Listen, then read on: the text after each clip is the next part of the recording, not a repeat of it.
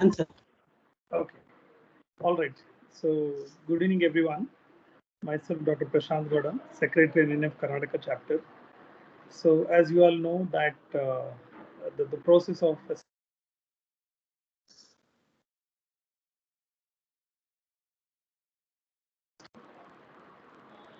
yeah. Is my voice audible? Is my voice audible? Yeah, I can hear you. Is my voice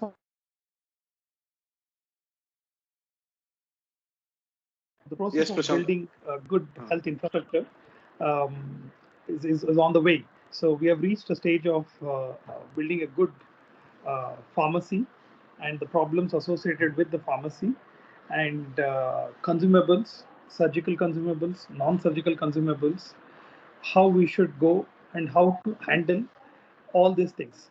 So today we have two important topics. One is setting up a pharmacy according to the needs and application of the hospital, pharmacy management software with hospital software integration and utility of pneumatic tube system for better efficiency. And that will be done by Dr. Suresh Vishwanthan. And the second topic will be on surgical items and expensive medicine, whether to buy or keep in pharmacy or get it whenever it is required.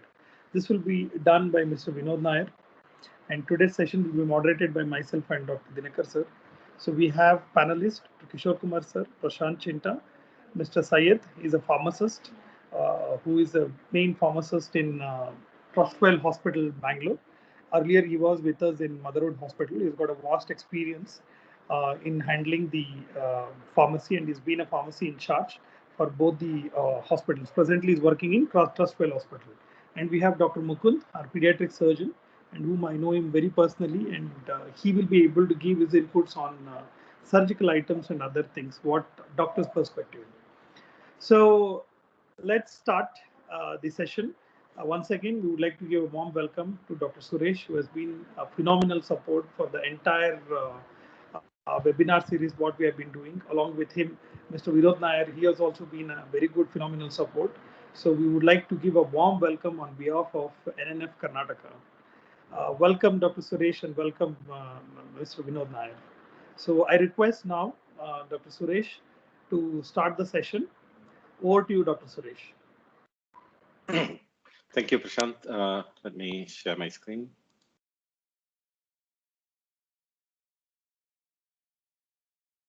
I hope you can see my slide. Yes, yes. Okay, just making sure that there are no glitches. So once again, thank you for having me over here. Pharmacy in itself is a fairly vast topic because it's very important to the functioning of the hospital, not only clinically, but as I'll show later, financially also. So it's actually, there are three parts to this talk. So let me take it step by step. So the first part is, setting up a pharmacy according to the needs and application of the hospital. So first of all, you need to be, I think there's an echo. So what you need to see is what are your goals with setting up with a pharmacy? Why do you want a pharmacy? Most often it's because you want to have genuine quality medicines for your patients. As a businessman, as a hospital owner, you want to maximize revenue by having patients purchase from you. You want to make the experience pleasant enough so that patients do not go elsewhere, and minimize your costs, lower your purchasing cost and lowering your operating costs. So maximizing revenue, minimizing cost automatically indicates maximizing your profits. Now, there is no one single solution that fits everyone. And just because I've given some guidelines between 50 beds and 150 beds and more, you don't have to stick to this. Each situation is unique. It depends on space available. But generally, smaller hospitals can have a single pharmacy for both outpatient and inpatients.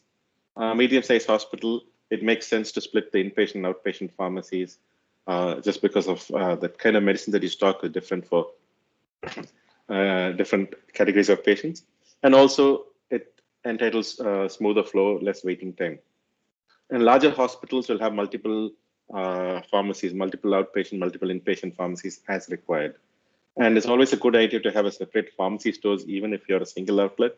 That way you receive stock in there, you have better control, and you issue stock to the retail unit only in limited quantities. So when talking about an outpatient pharmacy, what happens is during a typical visit, the patient has been waiting to get registered, to see the consultant.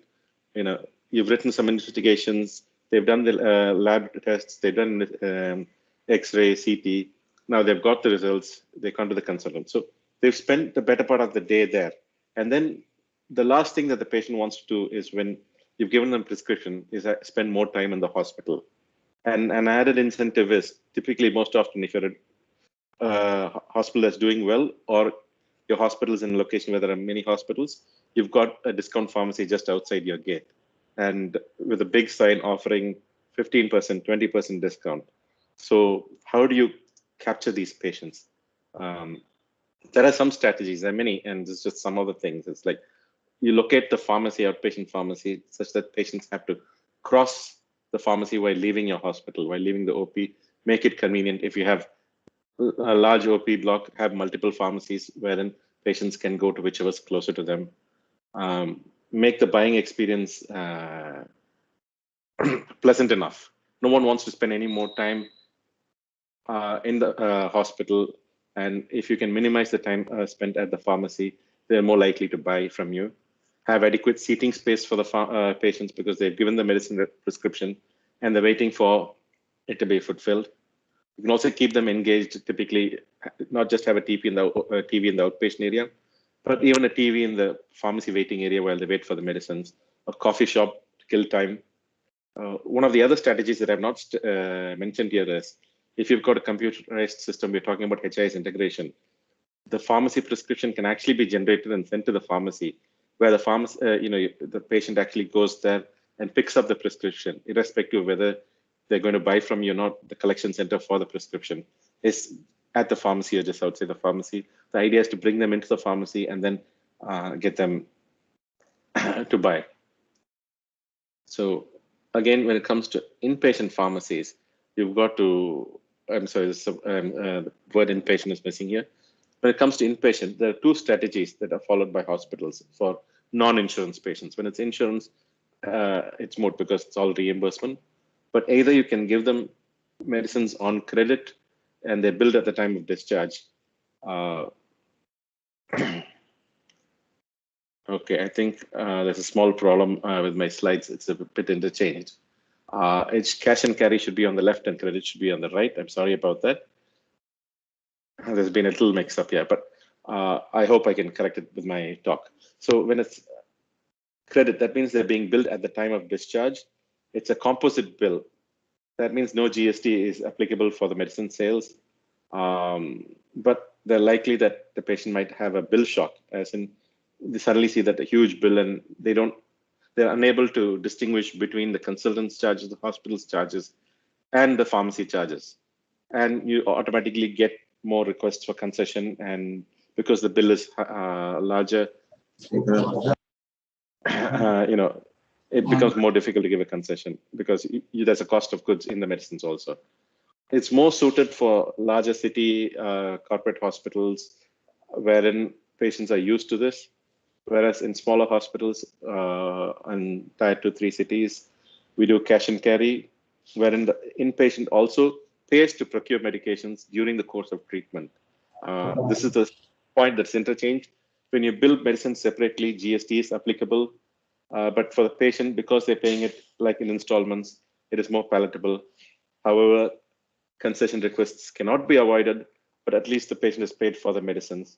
And like I said, it's more suitable for non-corporate hospitals. There is a licensing requirement to start a pharmacy. A separate license is required for each and every pharmacy. These are the guidelines for Tamil Nadu. It does vary a bit between state to state, but generally there is a process involved, and it comes under the drug inspector, and be prepared to have a lot of regular inspections from them. But rather than me going through this point by point, because each state is different, you can get it from your drug department or online. but you need to fulfill this for each pharmacy. So if you've got 2 pharmacies, each has to be separately licensed. Quick word about the need for a pharmacist. You need to submit a pharmacist certificate, ideally a pharmacist who's working there. And if you're having a 24-hour operation, you need 3 certificates because they're supposed to be manning, the pharmacy is supposed to be manned by a pharmacist at all times. So that's just a bird's eye view of setting up a pharmacy and what are the things you do to successfully run a pharmacy. The meat of the subject today is the pharmacy management software and a little bit on integration if you have a HIS. Now, what is a pharmacy management system? Most often what happens is people purchase a HIS and a pharmacy management system is bundled in it. And in the US and most other Western countries, pharmacy management system is a separate vertical by itself. It's separate software and often separate vendors who specialize in that. In India, it's typically a combined offering, but that doesn't mean you should compromise on the features. So typically, a pharmacy PMS includes sales, purchase, and inventory management. This is true of any trading operations, but there's much more to it. And in a pharmacy, let's go a little bit deeper into that. So apart from the purchase management, you want to do price checking, credit notes. Then you've got the selling portion, which is the next part. And then you want to minimize pilferage because it's easy to happen in a pharmacy. There are very small drugs, small items that can be very expensive. Unique requirements where you maintain a scheduled drugs register, which means certain drugs are classified as Schedule H, Schedule X, and multiple schedules. So all sales of scheduled drugs have to be maintained in a register with the patient's name and address, and it's so much more easier when it's computerized. Smaller pharmacies actually used to have a register, but I don't think there's any pharmacy today, even a small pharmacy, that doesn't use computerized billing.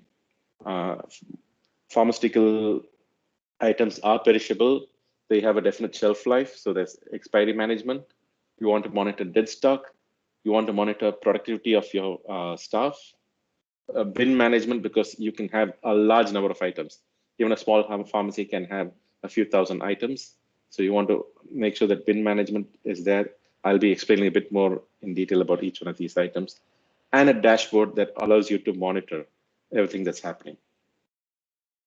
So to start off with, the first step is obviously purchasing medicines, and you want a purchase management solution, and along with price check. I'll explain what I mean by that. So it's the process by which you identify your distributor, wholesale distributor, and you purchase different drugs. Often different manufacturers have multiple wholesalers and you can buy from many of them, but you want to know who's giving you the best price. So it starts with framing of policies as to who you're buying it from, stocking it, your payment policies. If you have good payment policies, as in you pay them almost immediately, you can expect better discounts, cash discounts from them. Whereas typically wholesalers are willing to give anywhere between 30 to 60 days credit, but obviously you will not get any discount on that. And a pharmacy management software, that's where I come to the price check. It should automatically suggest previous purchase prices so that you know that the cost at which you're buying it now has not gone up, or even if it's gone up, what is the MRP of your previous item? And this should also be there while creating purchase orders to the supplier. So quickly, I'll just show you a typical purchase screen. This is what we use. So when you receive items from the wholesaler, you can see this box that's highlighted there that shows different items that have been purchased. This is just another screen. So here, these are 2 items that have been added, and a red arrow means my purchase cost for this particular product has gone up, and a green symbol means my purchase cost has come down. The reason it's showing up and down is basically my profit is reduced on the first item, whereas my profit on the second item has gone up. And if you look at this window over here, let me zoom to that. This actually shows my cost price. Often what happens is you're given offers along with, if you're buying, say, 10 strips of particular item, they give you 2 strips free, or if you buy 20, they give you 3 strips free, etc. And in that time, you want to know what is the effective cost of what you've purchased. And if the price has gone up, whether the MRP at which you're selling it has gone up, otherwise your profits are going to come down. Then you need to track credit notes. Often you'll be returning items to the vendor, to the distributor rather, because it might be wrong supply, wrong billing, and with GST, you can no longer modify an invoice. Once its invoice is created, it should not be modified. If there are to be any returns for any reason, even a wrong billing, breakage, or just excess inventory, they have to issue what's known as a credit note. They can't modify the invoice that's given to you. So a credit note, in short, is used in any circumstance where the invoice has to be changed. A credit note is like cash. So you want to know before making payments to any supplier whether the credit note is already there and can be substituted for a cash payment. So for example, in this screen, this particular supplier, East West Pharma, has got a credit note, has issued a credit note for 132 rupees to me. And these are the items for which it was against, which it was issued to me earlier. Next comes to the critical part of the pharmacy, creating the sales bill. That is the bill that's given when you sell the medicine. And pharmacy, drugs also, medicines have batch numbers.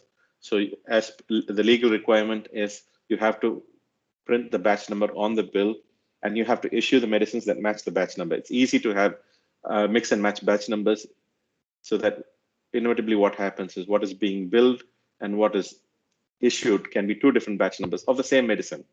That can cause problems because they might have different expiries, and customers now are very smart. They check everything expiry, batch number, and for inventory, you have to be matching batch numbers makes sense.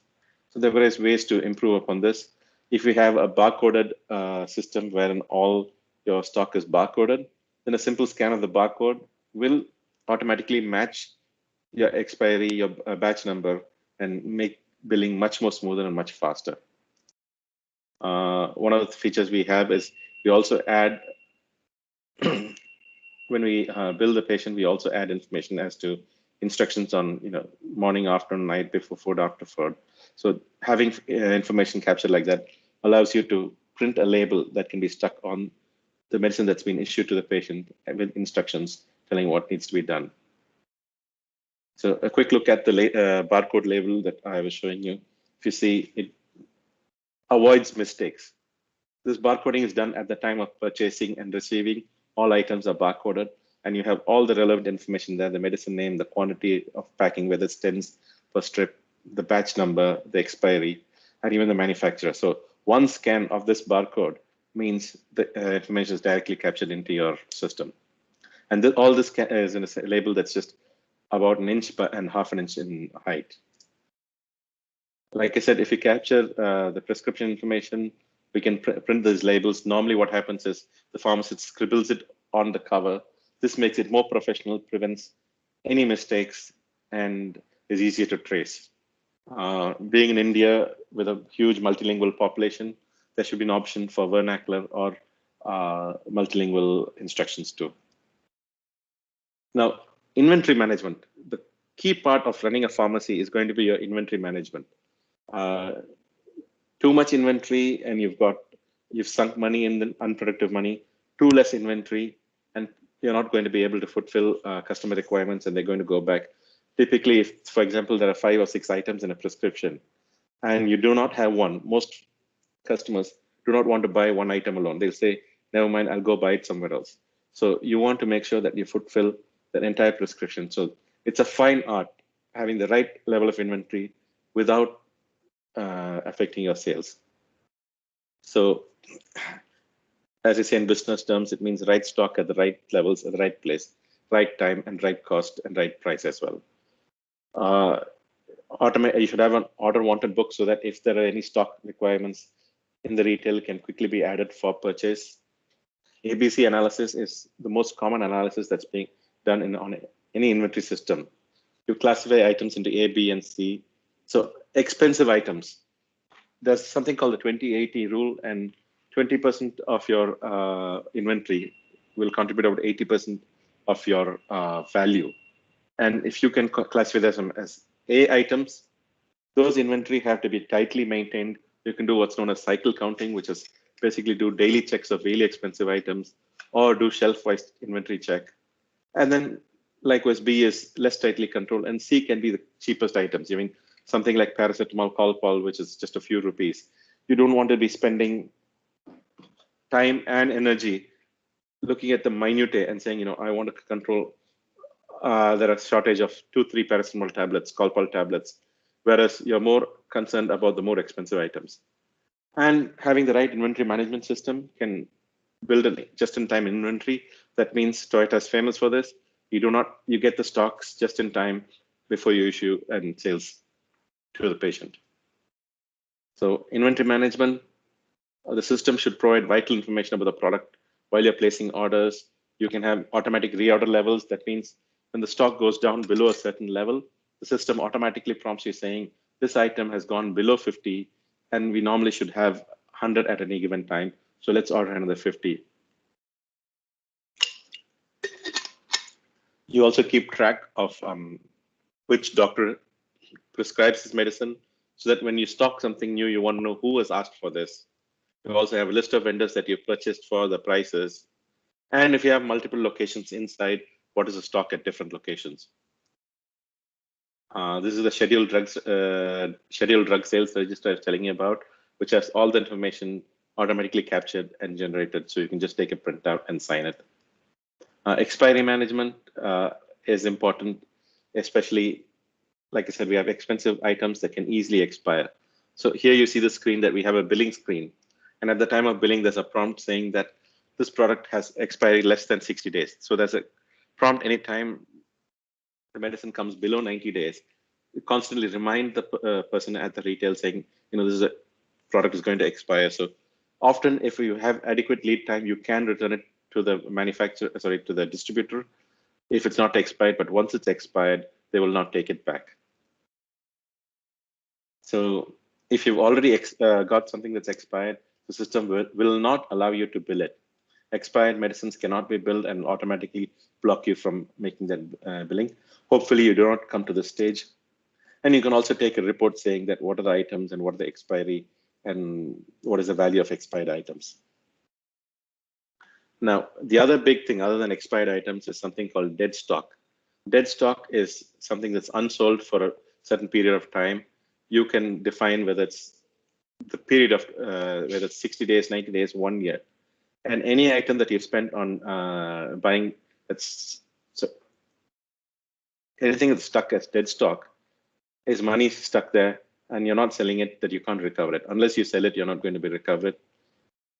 Dead stock is inevitable, but you try to minimize it. Your PMS should identify which items haven't been sold in a while, so that you can take proactive action and return it to the wholesaler.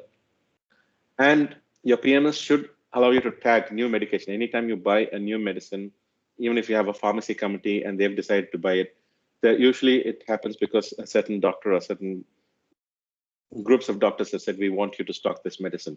So if you can tag it saying, these are the doctors that have asked you to stock this medicine, you know that they, sometimes they just ask it and they're never going to prescribe it. So the next time they ask for something, you can have better control and not order too many of the same thing.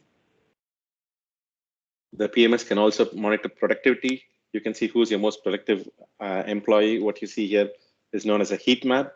Tells you at different times of the day and different days of the week, when have they been most productive, what is their sales, number of bills that they're billing, the value, etc. So this gives you an idea of which of your employees are more productive, which of your employees are idling away. Bin management. Any good inventory management needs bin management. Bins are nothing but locations identified inside your pharmacy. So it could be a rack, it could be a tray, or it could also be a location. And each medicine, you create bins, and each medicine is assigned to a particular bin. Excuse me. So anytime you get a restocking, it should be placed in the same bin. That means when the pharmacist is looking to pick up those items and bill them, they know exactly where to go to. The software should also tell you where it is, because you get new pharmacists on the roll. They don't know where to go and pick up a particular item. The system should tell them, go to shelf A2 or bin C3, where they can directly go and pick it up. So both inventory coming in and inventory going out should be correctly placed in the right bin. A good bin management results in quick picking of items and less wastage. It brings me to the MIS, or Management Information System dashboard. A dashboard is a tool for information management and business intelligence. Just like you have, it gets its word from your car dashboard. Just like when you sit in your car, you look at your dashboard, you know your speed, your RPM, your fuel, if the check engine light is on, etc. That way, a good dashboard allows you to see what's happening in your pharmacy, and you can drill down by clicking on certain items. If you suddenly say sales has dropped on a particular day, or sales has gone up, you can click and see why has it gone up, what is the reason, etc. And a good MIS dashboard can become a crucial tool for decision making and resource allocation. So this is a typical MIS dashboard. You can look at on a particular day, what is your purchase, what is your sales, what is your stock quantity. These are all dummy values, so please don't go by this. It also shows me my unsold stock, my aging stock. So that means unsold for 60 days. I've actually got some items that have not been sold since the day I purchased them.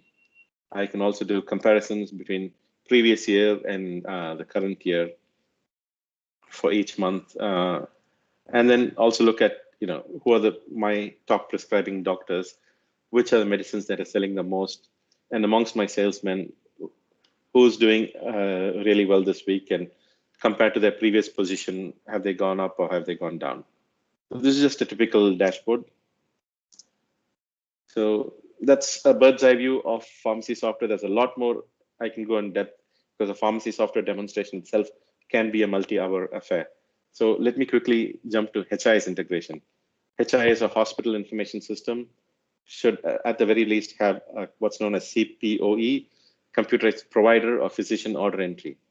What that means is, earlier you used to write prescriptions on your hand, lab investigations, they should be computerized. When you've got a computerized prescription order entry, or provider order entry, it can reduce errors, it improves patient safety, it can improve efficiency, it can improve reimbursements from insurance if it's an insurance patient, and it also allows you to keep track of what's happening. So this is a typical CPOE receipt that's been printed. The barcode's actually been cropped off on the top. So what happens if this is issued? They can just take it to the pharmacy, they can scan this barcode, and instantly they know what is the prescription. They don't have to do a double entry. They can immediately start collecting the medicines, picking the medicines. So a CPOE on the HIS with PMS integration should have at least the following benefits. One is NIBH requires double verification, so you can have accurate identification of patients. It can also give you a real-time stock status. As a hospital owner or prescribing medicine, and system says you do not have adequate stock, you can also look at alternatives. So that instead of Calpol, I want to give Metacin, which I've got stock. So that way you're writing a prescription that you have in stock. The system not only tells you what is your stock position, it also tells you what is the alternative for that with the same combination. It also allows you to do lost sales analysis. That means you have an accurate count of how many prescriptions that you've given and how many that were not fulfilled at your pharmacy. Quick billing at the pharmacy, because the information is already in the system and they can directly start picking it.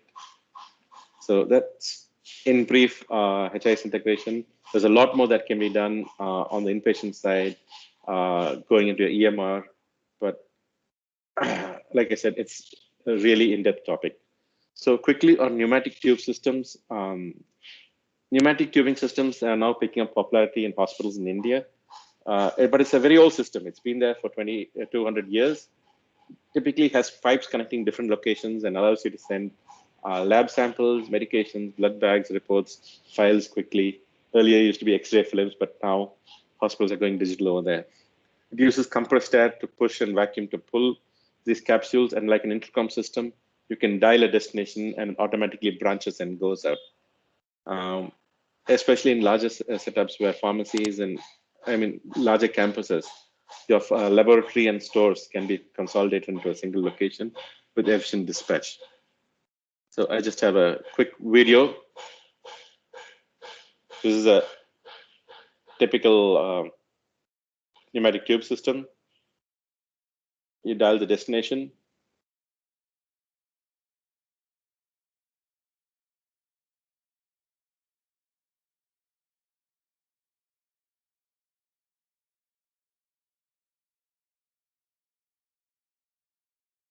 And it's received.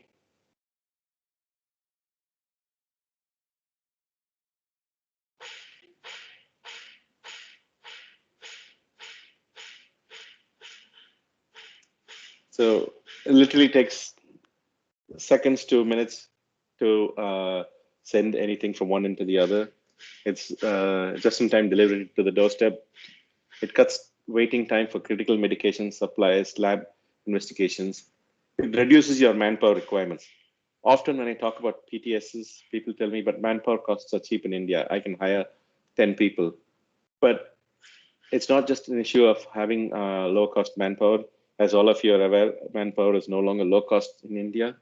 But these people take time off, they take leaves, then your service levels start dropping.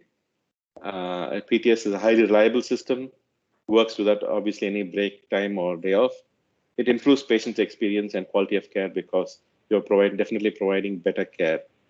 The disadvantage is the capex can be high. Benefits are seen only when you've got just like your metro, just a point to point doesn't deliver value. It's only when you have a network of stations across the hospital that it becomes very useful. The ROI on investment on the capex can take time. So just before I conclude, quite often people do ask, should I outsource my pharmacy? When you run your pharmacy, there are advantages. Pharmacy contributes about 25 to 30% of your revenue and can be up to 50% of your profits.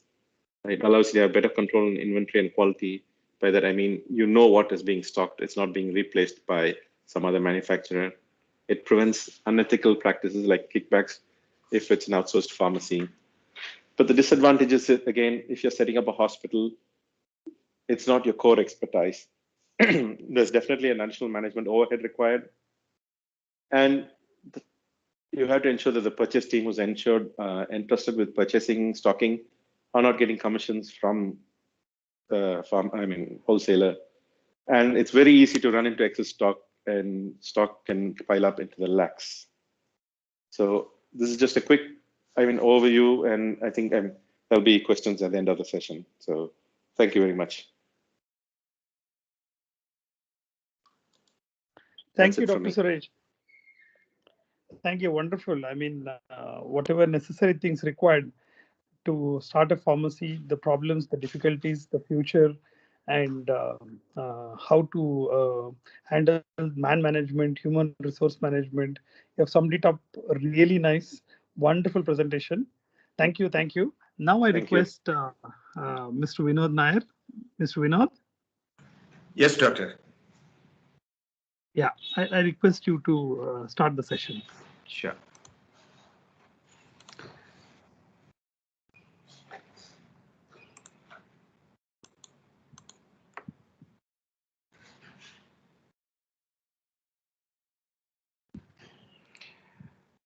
Can you see the slide, doctor? Yes. Okay. We can see. Go ahead. Okay, so today I will be taking the surgical instruments, how when you start a new hospital or existing hospital, what all the sets for the OT as well as for the OPD you need to buy as per the basics sets, are all depending on the doctors as well as the hospital which they need. Even the sets also depending on the doctors and the OT professional.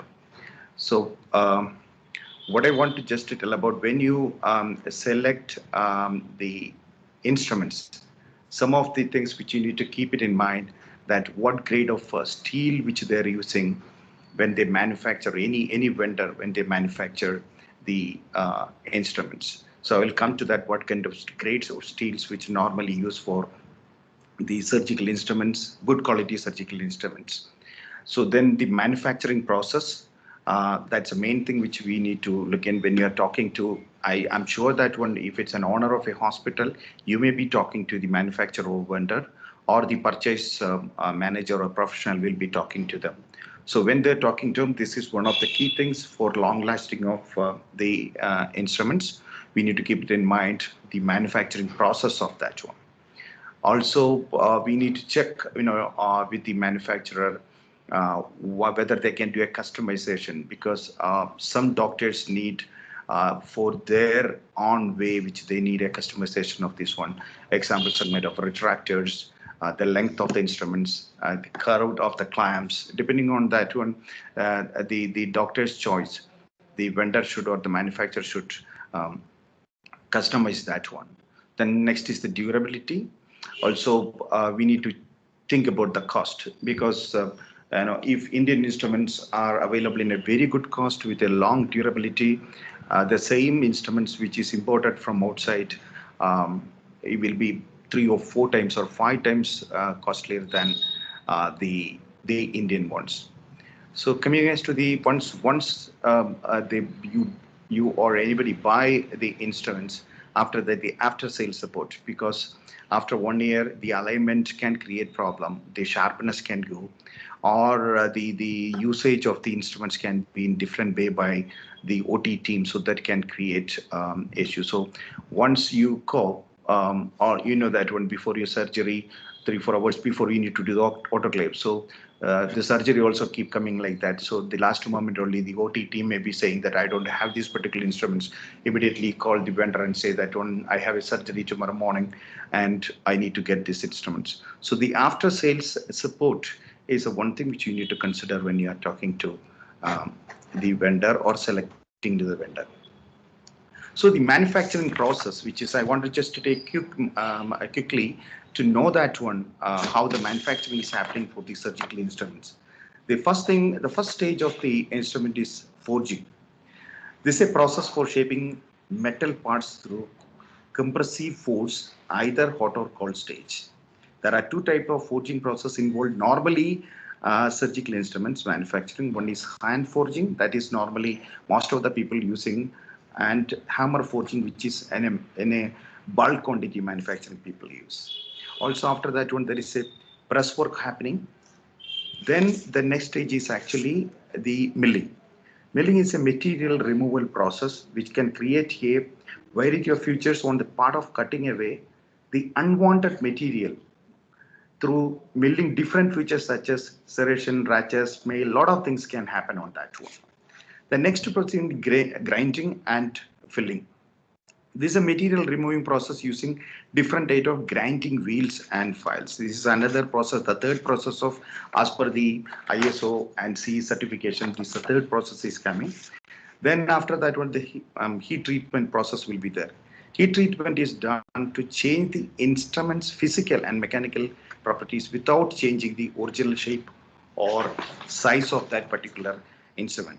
At this stage, each instrument passes through heat treatment, which determines a considerable extent to the operating characteristics of the instruments. Then coming to the hardness test, that is test, there is a spelling mistake. So hardness test, which will be performing after heat treatment. Then one of the key stage in this is the chemical treatment. The main purpose of chemical treatment is to clean the surface of the steel part if carried out properly. And they all increase the corrosion's resistance. So if you don't do a proper, I mean, the particular person is not, or the manufacturer don't do this chemical treatment properly, that's the main cause for tomorrow the corrosion can happen. So then another, along with this chemical treatment, there is something called the passivation. The passivation performed when free iron oxide scale and rusting iron particle can all remove from the surface of these particular instruments. Then the polishing will happen, ultrasound cleaning is happen, final finish, then the quality assurance. That's the way the manufacturing process is happening. So the just for your information, I just put it this one. And when you are selecting some instruments, you should be talking to the vendor or manufacturer what kind of steel which they're using. So there are two type of steel which are normally using for manufacturing the instruments. One is magnetic stainless steel and non-magnetic stainless steel. So in magnetic stainless steel, there are 3 or 4 types of steels which you're using. One is the stainless steel 410 and 410X. This is normally using for gripping instruments like forceps, tweezers, dressing forceps, retractors. That kind of instruments normally using for 410 and 410X. Then the next category is 420A. This steel is using normally for cutting instruments like bone rongers, chisels, gouges, scissors with carbon inserts. That is actually the tungsten carbon and needle holder standard, as well as for the tungsten carbon tip, which is using for a microsurgeries like cardiac and neuro or urology kind of something. And the third one is 420B, which is used for high grade cutting in instruments like micro scissors and the angled scissors like port scissors and bond rongers. These all using this particular steel. Then the next category comes non-magnetic stainless steel, which is 304 grade, which normally used for making candelas, clamps, holders, spreaders, suction tubes, etc. Also, this 300 series will use for making the implants, for ortho implants as well as the spine implants, stainless steel implants, not the titanium one, which they use that as well. So when I come to the sets which is using in this is a standard set which I want to say that's totally depending on doctors and the OT professional team and the hospital can go for what kind of sets will they use. These are the standard sets using in most of the hospitals. For the ward and departmental, that's OPD, which we normally using the aspiration set, dressing set, cup sets. So that's depending on the size of the bed and size of the OT, size of the OPD. They may be buying multiple sets of the same size. So the same thing, some doctors will come, I don't want ENT set, I don't want loop removal sets. So they may wanted to add some more sets to the ward, which is depending on then what kind of specialities which they're going to. Next is the general surgery. So these are the normal sets in a hospital where the general surgery performed, the OT. With the previous one was OPD. This from here onwards, the OT set starts.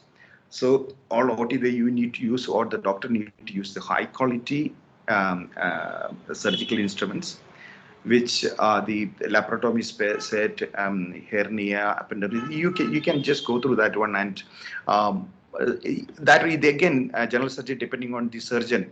General surgeon, which he will say that I don't want this particular set. Even the set itself, I don't want this, or I don't want Alice forceps 10 numbers. I need only 8 numbers.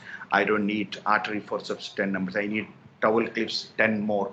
That's all depending on the doctor's taste or depending on the doctor's usage. They may change the quantity of each and every instruments coming in each set. So this is normally the general surgery sets coming, and depending on the instruments adding into each sets, the cost of course will be going up and down. So normally the gynec and OBG, these are the sets which is coming, the NC set, LSCS, MTP, normal delivery, cord cutting sets. So that also depending on the volume of patients which you are getting in gynec and OBG, depending on that one, the doctors may be asking, I need 3 sets of DNC, I need 5 sets of DNC. Sometimes they'll say I need only the MTP set, I don't need only 1. I don't need cooperative sets, which we are not using nowadays in our hospital. So that's again depending on the doctors, the gynec doctor, the quantity of each sets and the instruments comes in that one. Sometimes they will say, I don't want it as sets, I need instruments. I'll give a list of instruments. Give me cuscus speculum this much, I need a C retractor this much. Like that, some doctors will select only the instruments instead of the sets, and the OT head or OT staff will be making depending on their taste. They will be changing the sets. So pediatric, I just put only 3, which here Dr. Mukund can give more information on that one, what all the sets normally using in pediatric on that one. But the pediatric, the size of the instruments will be smaller than compared with the adult the instruments which people manufacture. So same way, ENT, there are multiple sets. If you have an ENT specialty in your hospital, there will be multiple. This is, I just put only 7 to 8 sets here, but there are more sets which involved into ENT. Where all manufacturers may not be manufacturing the ENT because it's little complicated compared with other um, the general or gynae. General, gynae, and ortho, most of the manufacturers manufacture. But ENT, neuro, cardiac, and all compared with the others, most of them won't manufacture.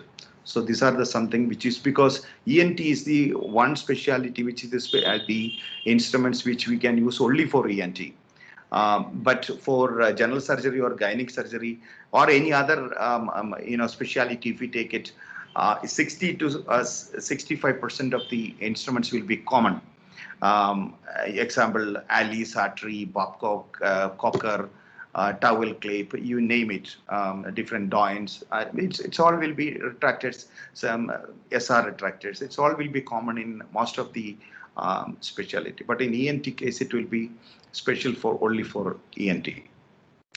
Ortho also same way, there will be some around 40% of the instruments will be specialized only for ortho, like bone rongers, the osteotome, like that, different scopes, and the self-retaining retractors, and bone files, that kind of lot of things will be only for orthos.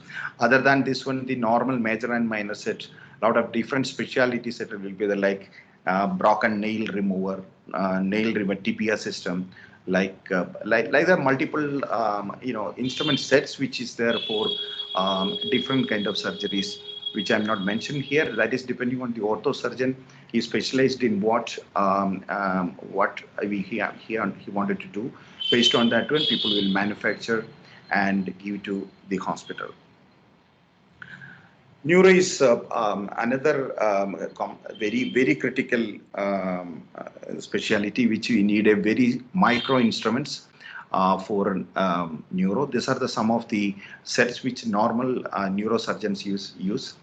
But this will be most of them very delicate instruments which we need to manufacture for the neurosurgery, like TC tipped or tungsten carbide one or titanium based instruments. That also very lightweight that the doctors prefer, because most of the surgery through neuro they may doing through microscope. Sometimes for tumor surgery they may need very lightweights. Also, there's some kind of retractor. The right side you can see called Lila retractor, which is very little complicated to manufacture that one. So Lila retractor, which when we are selecting, it should be, I can say, pursuit of perfection kind of way we need to make it. The black one, which you can see, that's a three-pin head setter, which is connected to the OT table for keeping the head properly before the surgery. So this is one thing which, again, all the manufacturer may not be manufacturing, because this is little complicated, and perfection should be more in neuro selection. Just coming to the cardiac, again, cardiac is like neuro. Again, doctors prefer for very lightweight instruments, and in cardiac, most of the doctors will prefer for the micro scissors and micro, forceps, like half round handle instead of a plain handle. You can see in the picture, the including needle holder and pot scissor and scissors, all they go for a half round with the lock or without lock kind of this one. And the retractors, the Felicitone retractor, which you can see that one, that is a retractor. So that all kind of single blade, 3 blade, 2 blade, and depending on the doctors, and that is on the adult and pediatric, and will be available. That's all depending again the cardiac surgeon and the vascular surgeon, whether he's specialized in pediatric or in adult. Depending on that, the instruments also will be changing, and the length of the instruments will be changing. Any cardiac surgery, most of the doctors again prefer the instruments like needle holder, scissors, or anything, or tying forceps. Or vascular forceps, so all they prefer very lightweight in that one. This also specialized manufacturing like neuro. So these are the specialities which I want to tell, and these are some of the sets also coming, and these are some of the instruments which is coming. So only thing you say, which I wanted to say, that when you are selecting instruments, only thing is you have to talk to the manufacturer or the distributor, that what is the steel which they're using, because you are looking for a long lasting which instruments, as well as when you are doing an autoclave, actually you should not, it should not get a corrosion should not happen.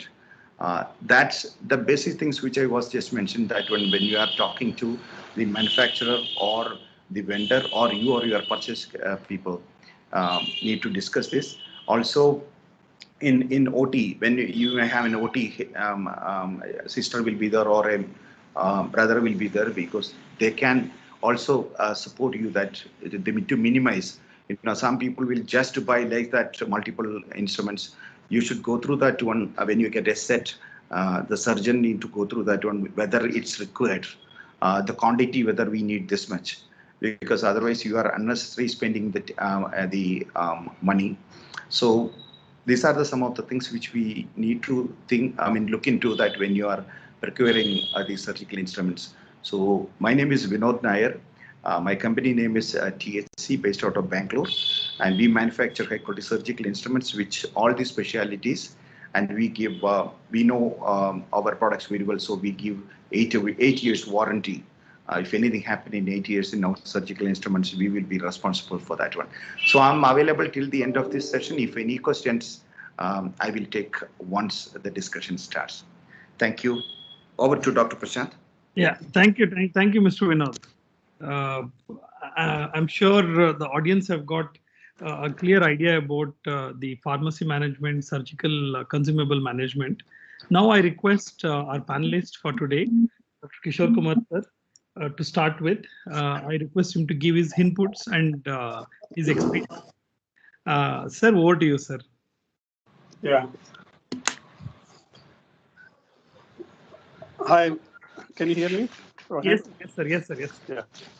Now, at the outset, I really want to congratulate both the speakers, especially Suresh, because for a doctor, right, talking about pharmacy, such a comprehensive way, it's very, very difficult.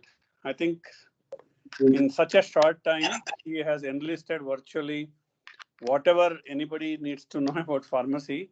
It was a fantastic session, both by Vinod and Suresh, and I think they have covered everything in bullet points or whatever points, and there's hardly any more discussion. But if anybody wants to more details, then we can talk about it. The only thing is, see, in the US, there is a new trend now. It may not be applicable to hospitals like ours or small hospitals or maternity or newborn care, but if you have a multi-specialty hospital and your consumables are in crores, say for example, you're consuming 25 catheters for angioplasty and 60 hip replacement equipments and things like that, you negotiate with the company. The company keeps the stock and supplies you on the day of the surgery. The reason for that is once you consume that on the day of the surgery, then you get 6 weeks to pay the company. So essentially your cash flow improves significantly. So you don't buy and keep it in your pharmacy. Essentially that company itself behaves like a pharmacy store. So your cash flow is so high that you actually making more profit, because you would have collected the money from the patient, collected the money from the insurance before you pay the consumer or the industry. So that sort of a thing exists depending on the amount of the consumables which is involved. Small amounts, people won't do it, but the trend is starting here, and people have started demanding the middlemen, if you want to call it, because they're the distributors, and to squeeze them enough to get the maximum benefit. Other than that, I think Suresh has covered virtually everything, starting from how to increase the revenue. I think those are the points which we learned over a period of years after starting hospital, because he mentioned about how to generate or increase the revenue in the pharmacy by using electronic prescription. So we mandated everybody to do the electronic prescription. So the patients have to actually go to pharmacy, pick the prescription. And most of them land up buying there when they go to pharmacy. Otherwise, they look at the pharmacy, oh, they say it's crowded, let me go and buy somewhere else. So those are the practical points which Suresh has actually addressed, and it is very, very comprehensive. And I think it'll be a good discussion, whatever questions anybody wants to ask. Back to you, Prashant. Yeah, Dr. Suresh has raised his hands. Dr. Suresh, after that, Dr. Monica. Hi, Dr. Kishore. Good to see you again. Hi, Suresh. Congratulations. It was a very comprehensive and very impressive. Thank you very much. I just wanted to put a word that the consignment basis is already available in India for quite some time. Companies like Abbott and Stents or Ethicon and Smith, when it comes to implants, they already do that on a consignment basis where they keep the stock in the hospital and then do periodic audits. You're supposed to update them, and they also do periodic audits. And like you said, they bill you after you use it. Correct. No, but these are all American companies, because this is the American trend which has started. Non-American companies may not be doing it. And even the American companies, as you rightly say, Abbott and these people do implants and other things only because of the cash magnitude involved. So if for a maternity center, if you ask, give me 100 ampules of vitamin K, they'll say, get lost. So it's peanuts for anybody. True. That's what I meant.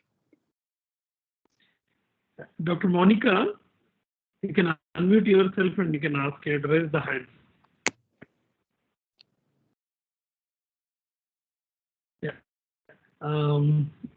Now I'll invite our next panelist to share their experience. Dr. Mukul. We request you to. Yes, doctor. Hello. Hello. Yeah, we can hear you. Go ahead, Dr. Mukul. Yeah, it was a nice presentation, because only the I was concentrating the OT requirements, to whether to stock the not frequently used items, I feel, because as a pediatric urologist, I want DJ stent, guide wires, or the hypospedia stent, So those has to be stocked. It's not very expensive, but the expiry becomes a problem. But when I ask for a 6 French, it is said that 6 French I used it last month. Today the 6 French is not available. It becomes a very cumbersome, because when you're doing a reconstructive surgery, it has to be there in the pharmacy, and somewhere the pharmacist has to see the expiry date and make a good turnover. Keeping certain things is very, very important.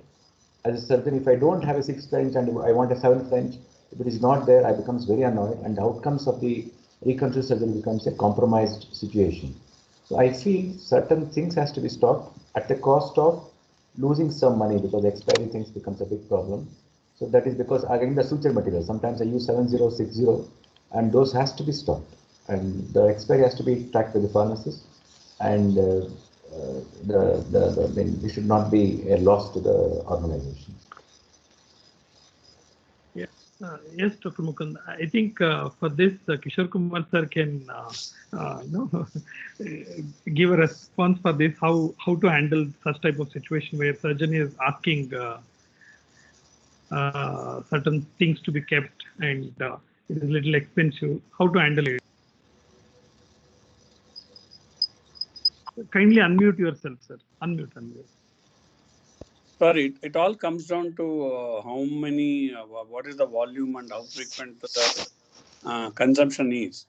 I'm not talking about pediatric surgery. Let me give you one example. When we had a neurosurgeon one day wanted to have a different sizes of VP shunt, and he was upset that it was not kept in stock and it's an emergency, blah, blah, blah, and all that. Now, how often do we consume a VP shunt? Probably one in 1 year, maybe once in 2 years, for the traffic we have and things like that. So it's very difficult to keep those sort of things, different sizes, expecting. So it is a relationship between the doctor and the hospital. And sometimes the elective surgeries, if you're planning, say, for example, he talked about hypospadias and you say, these are the things I need. Give 1 or 2 days advance notice and the hospital can procure and make an arrangement with the supplier saying that we will pay you whatever we consume. If you don't consume, we'll return it back. So in that way, it's not a dead stock for the hospital. It is not a cumbersome for the surgeon because whatever he needs, he will have. So these are all the things which can be planned well in advance so that it avoids the problem on both sides.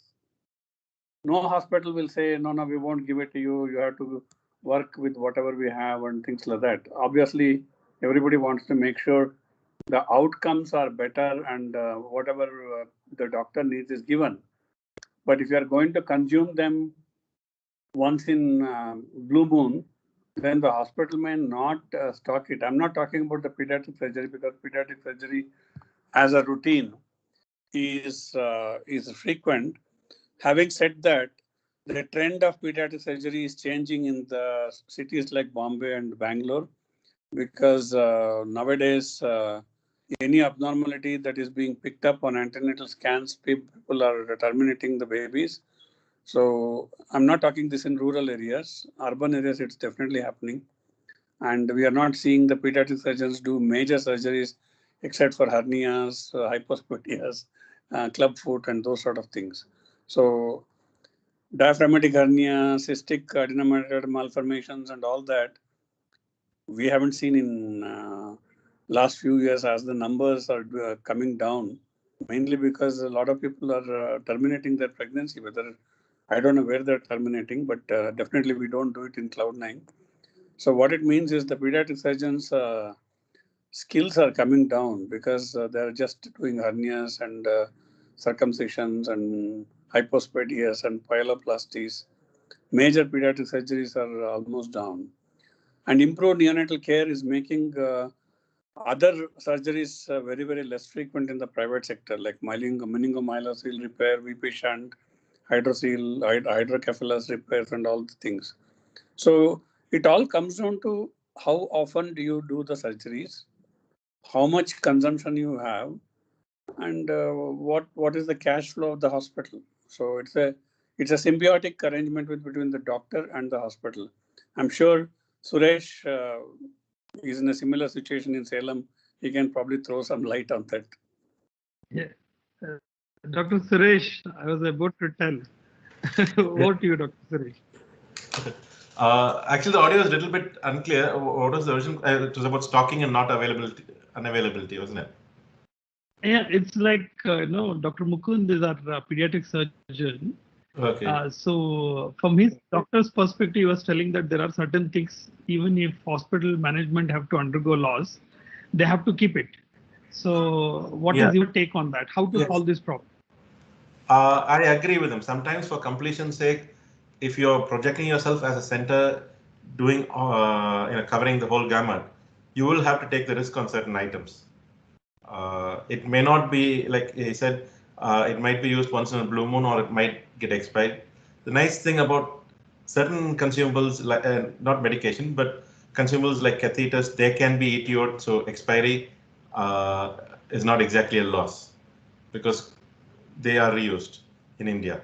But if you're projecting yourself as a one-stop solution or one-stop center, you will have to take that overhead. Yes. So now I request our other panelist, Mr. Prashant Chinta. Yes, doctor. Yeah, I want your perspective on today's topic. Yes. More to do with Dr. Suresh's talk on pneumatic tube. Perhaps we are also started manufacturing this pneumatic tube for Dr. Dinakar's upcoming hospital. So the biggest dilemma here was about what should be the kind of payload that we should consider when we are designing a pneumatic tube, because the larger load, as we see, would be from the pharmacy to when you start looking at cost cost as a factor when it comes to between capex and then the opex.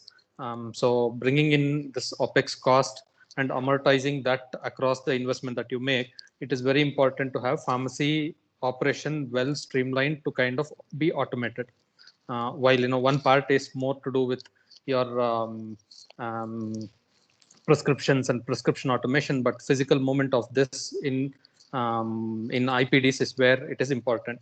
So when we see this, what should be the Dr. Suresh, you've been a long user of the pneumatic tube.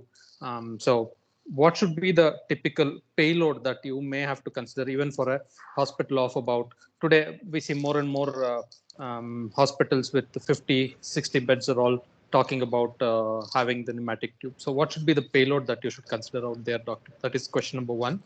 Two, what should be the strategy for even the smaller hospitals with lesser than 50 beds to consider this pneumatic tube? Okay. Come to the first question is, in the Indian scenario, if you look at it, most hospitals are using the pneumatic system predominantly for laboratory samples and maybe blood bank, but I would say 90% it's for laboratory samples. So for them, payload is not a big deal. When it comes to pharmacy, how many hospitals, I know Dr. Nair is being very progressive when he wants to use it for pharmacy.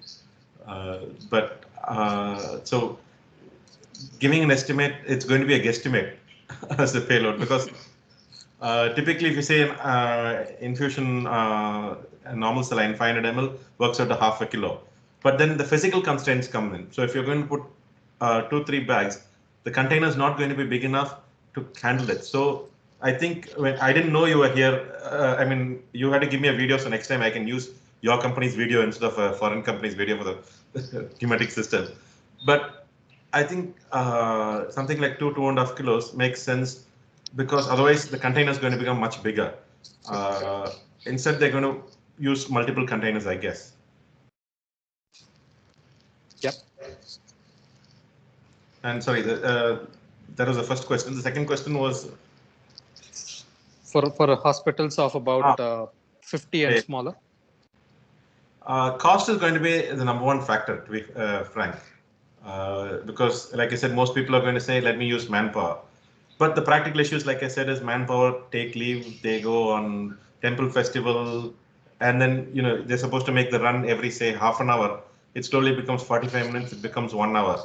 So if the cost is attractive, I think smaller hospitals also will come on board. Again, it depends. If they've got the lab collection right in front of the lab, it doesn't make sense for them.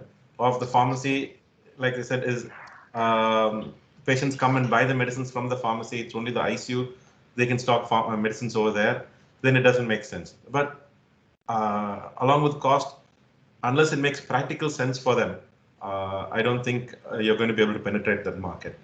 So focusing on slightly bigger hospitals would probably make sense. Yeah, one factor that we really are considering is about bringing down the cost, doctor.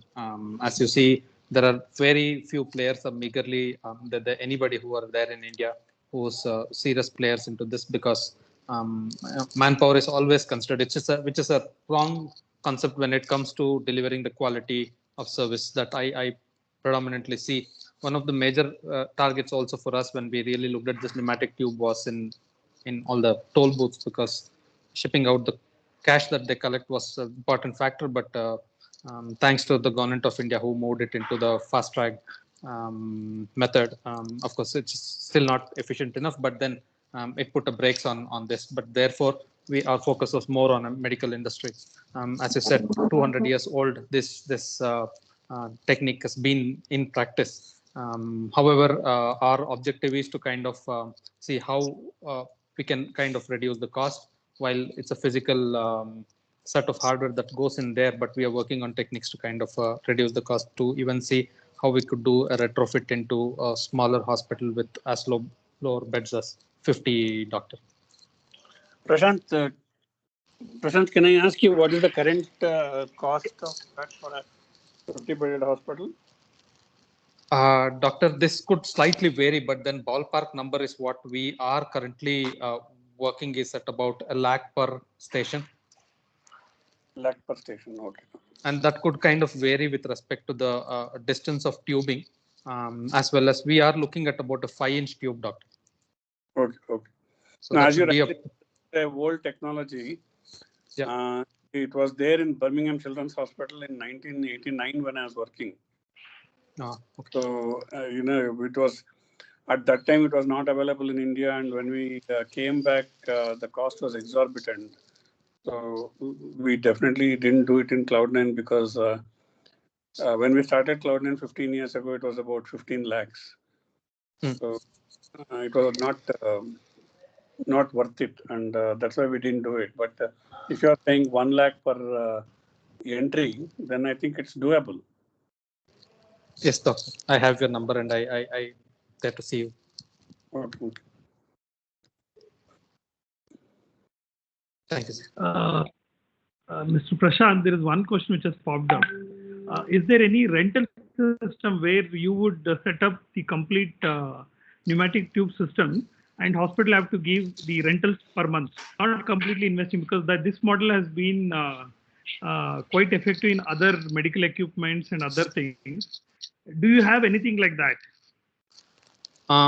Currently, no, but there could be some things that I can always consider, doctor, because there are NRE cost is what we call non-recurring cost, which could be more to do with some design licensing, and then if you see, apart from the physical hardware, a lot of electronics is what we are kind of putting in there in terms of communication, and then dialing into the other. So as you see, technology has also become more and more inclusive nowadays, and you don't really need so much of discrete circuits and the computer to manage the whole thing, and everything today can be into one small microcontroller. So that way, there is some cost that we can always look at as a rental cost or a maintenance cost, where physical hardware, where I really go and buy like the pumps, and then suction and blowers, and then this physical tubing, and this could be the cost that hospital can bear, but whereas some of this engineering can always be observed, and then it could be amortized as a rent or leasing cost, doctor. That I am open to see. Yeah, and there's one more question is regarding the pneumatic tubing system. Suppose if it is installed, what is the lifespan of the pneumatic tube system? So it's a physical movement that really happens here with respect to the pod or the tube. So there is always a maintenance with respect to the friction that causes in the movement of this pod. There is some lining that is always there which will kind of get affected. But what we are trying to do is we see this tube which comes there as to be more a physical structure, and then we are kind of choosing such tube that doesn't really get worn out over period of time, but whereas the pod itself is something that requires some kind of servicing. So typically we are looking about 2 to 3 years is where the rubber lining and things like that will get little worn out. And then there's always the risk of, not risk, we are kind of designed it in such a way that it doesn't get stuck, or else the efficiency will come down. The time taken to kind of tube to travel between point A to, or sorry, the pot to travel between point A to B would become longer, and that eventually add on to your OPEX cost. Though it's not very high, but then yes, electrical consumption, power consumption, things like that will be more. So about 2 to 3 years is what we see, sir, that requires some kind of servicing. The next question is, what is the annual maintenance cost after 2 years? We are Indian companies, are not very high. So if you're okay, you can give the approximate range. See, there are two things. Normally, even in our products like the nurse call system or the OPD callers that we are kind of building, what we really look at is, I really liked Vinod's one point that he mentioned about 8 years warranty. This is what is really required in a fraternity to sell, because there are a lot of multinationals who have kind of come in here and then given with their reach. But whereas for a company like us who are startups and then kind of trying to prove a point that we are here as a long term. So the two things that we talk about, one is AMC and the CMC. CMC is what I see would sell very well because of the trust factor. That is, come what may, we are there to kind of support, because for me the hardware cost is one. Apart from that, don't worry about the support. So it could be anything between 15-20% when we talk about the CMC. kind of replace. That's a kind of typical numbering on which we work, sir. Okay, but still 15% of annual maintenance for any machine would be a little higher. Ideally, it's around 5 to 7% or maximum up to 10%. So you're telling it is around 15% of the total cost. When I'm talking about comprehensive maintenance contract, see here people talk about annual maintenance contract where they come and they say like this hardware is blown, so you need to kind of buy this and this is an add-on cost. But normally when you see this kind of hardware equipments, first year, second year onwards is when you got to when you get to see a small problems that shows up. So comprehensive is something that covers the entire replacement. See, there has been a scenario where one of this nurse call system, the entire lining had some issue, and then the whole power supply on all the units had blown. We just went ahead and replaced because they were part of the maintenance. This is the kind of thing that kind of and in one place I'll tell you we are using some kind of USB chargers for our nurse call system, and this being a typical chargers used in our mobile phones. So every week they were losing one, and they had to kind of put a CCTV camera, and to their dismay, they had to see one of their own staff was kind of leaking this. Sorry about that, but then we had to replace every time this was kind of going. So we had to change the whole design. But then we said, like, as a maintenance contract that you have signed with, we are not even going to charge you for change of design, and then the entire hardware change is what we incorporated there at no cost. So these are some of the things that we really bring in. Yeah, the next question is how much electricity it would consume when it comes to using it all the time in a month approximate. Sir, see, this is very subjective reference, but I will tell in terms of the current consumption. We are talking about typically a 2 horsepower motor. 2 horsepower is something like 750 watts, 1.5 kilowatts. That is 1 hour you use, about 1.5 watts is what it will be used. So you don't continuously use this. So in a day, even you are using it for an hour cumulative time, that would be about 1.5 watts plus other electronics put together about half a watt. So 2 watts is what we are talking about in a day when you use at least 1 hour cumulative per day. Yeah, Dr. Suresh, you have raised the hand. After that, I will invite Mr. Syed, the pharmacy in charge, to share his experience. Over to you, Dr. Suresh, first. Yeah, what Prashant Chinta was saying is actually true, because we've had the pneumatic system for more than, I think, 10 to close to 12 years now. And the containers, the pods that go in, have a lining which is talking about, and they do undergo wear and tear. And unfortunately, it's not a serviceable item. The cost of replacing the lining is only a little less than a new container, that we end up buying new containers. So if he's providing a solution where the lining is what keeps an airtight seal between the pod and the tube, so that when compressed air pushes it, it moves. So it's a critical part of the whole system. And like Prashant Chinta was saying, it does have wear and tear. And one of the things I think advantage of being an Indian company is, rather than saying replace the whole thing, he can provide a solution where it can be serviced and life extended. Prashant, I think I'm correct. Yeah, right, doctor. Thanks for endorsing. Yeah, so there is always a jugaad which will happen in Indian system. All right. So now I invite our another panelist, Mr. Syed. He is the pharmacy in charge for Trustwell Hospital, Bangalore. Mr. Syed, can you unmute yourself?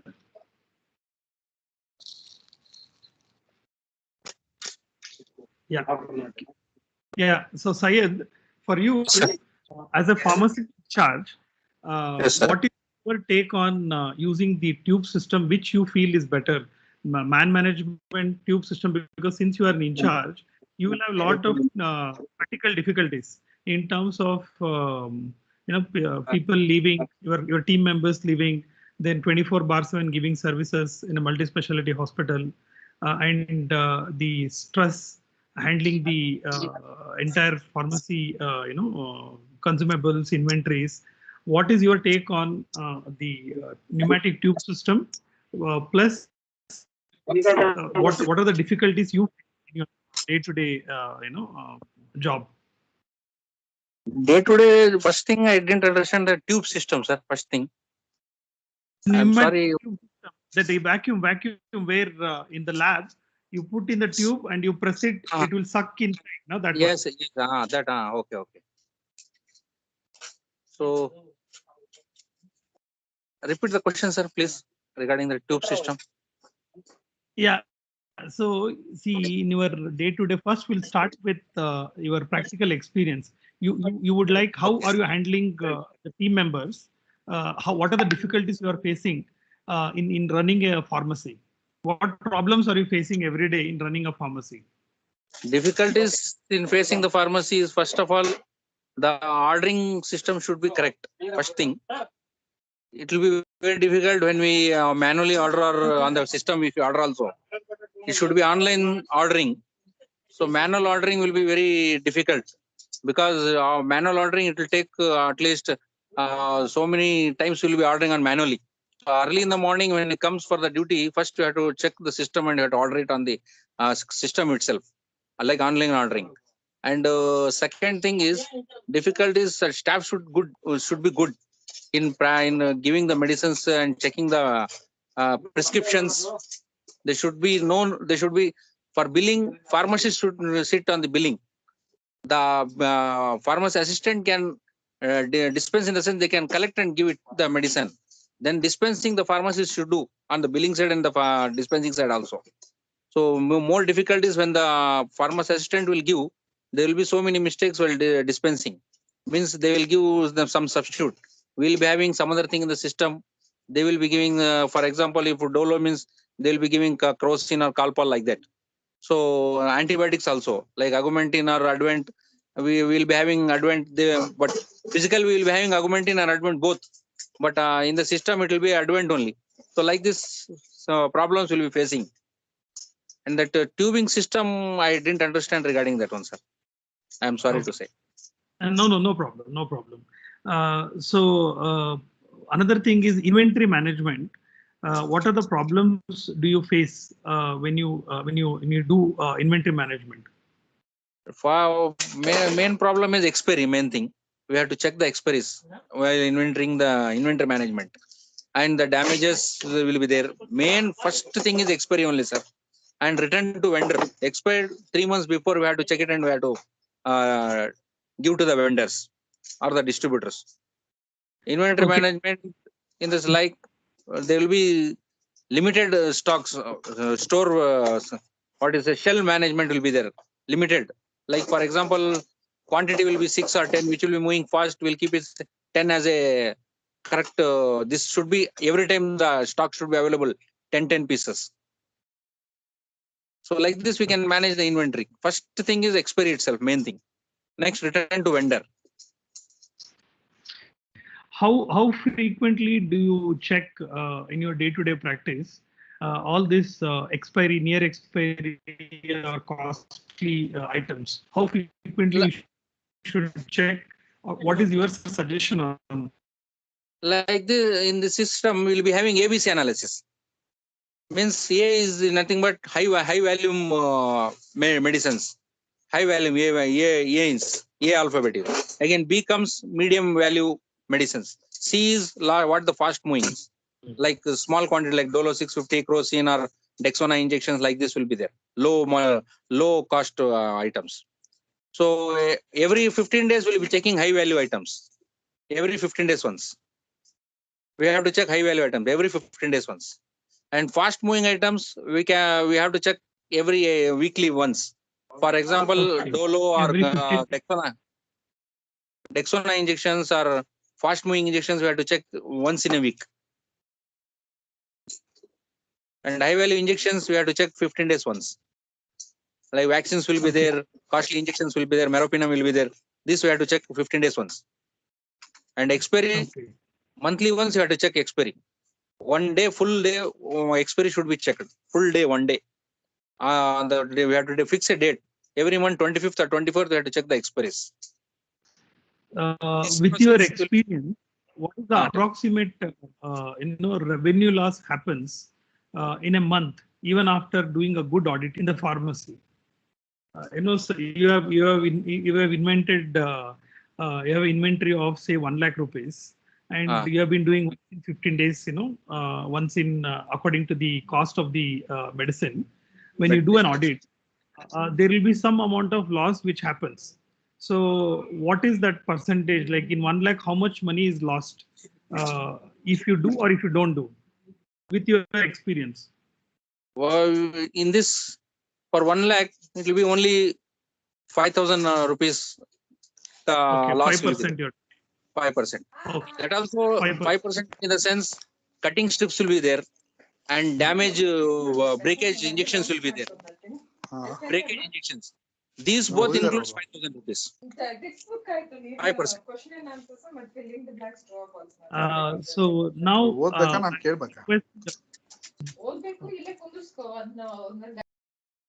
yeah, now I request Dinakar sir, if you have any questions from your side, please go ahead, sir.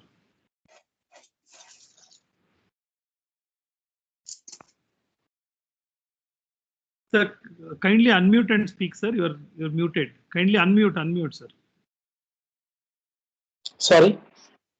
Suresh, excellent talk. Vinod, as usual, very good. Kishore Kumar, as usual, star. No need to talk anything regarding Kishore Kumar, sir. Okay, number one. And Syed, it's nice. Syed, your experience is very good. I request you to take some tips from Dr. Suresh or today's talk, just what I observed, because now I think so you are very good, well expert and experienced, and I think so instead of wasting 1 day for the pharmacy, okay, auditing we have to check it because we don't know, but I think so if we will accommodate or take the software of the, I'm not telling only Dr. Suresh, take any pharmacy this thing, but what I have seen the pharmacy 2-3 things. Suresh pharmacy, what he is having is excellent itself. It will tell when is the expiry date, at least 60 days early. It will tell us this medicine is expiring. Number one, very good. Number second, which is the high value, low value, that will also tell us. Second thing, and only thing, Shaila, volume decrease. So the second thing what I felt is, Suresh, you are telling about the pharmacy racks